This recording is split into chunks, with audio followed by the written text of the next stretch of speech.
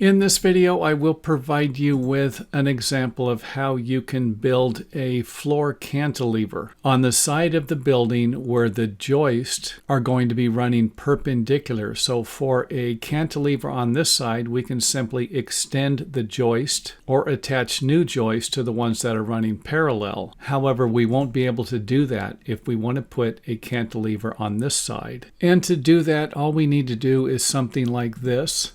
We can install our cantilever joist perpendicular to the floor joist or at a 90-degree angle and simply add a doubler here, and a doubler over here. And as far as the cantilever span, you might need to check with your local building department or engineers because some of them might have a maximum of 1/3 of the distance or length of the cantilever joist, while others might have a maximum distance of 1/4. An example of that would be if this was a 1/3 cantilever and the length of this joist right here was 48 inches long, then we could cantilever out 16 inches or 1/3 of the length. However, if it was 1/4 and we had 48 inches or 4 feet, then the cantilever could only extend out 12 inches. So it wouldn't be a bad idea to check with local contractors, building authorities, or engineers before building or adding something like this to an existing home. And of course, we will use hangers to attach all of the joists that will require them.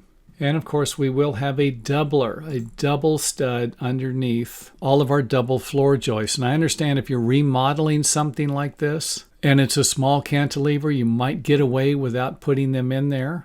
However, as someone who tries to be a responsible educator in the construction field, I gotta point that out. Most engineers are going to require double wall framing studs underneath your double joist, and that will include the double joist you're going to be attaching the cantilever to. So another set of double studs, or even a post. You might want to put a post there, or your engineer might require you to put a post there. And the rim joist can be attached by using 16D nails. And if you have 2x10 or 2x12, you might want to use 4 nails per joist connection. And let's go ahead and wrap this video up by suggesting that if you have any questions or comments about the video, feel free to leave them in the comment area, and I will respond to them as soon as possible.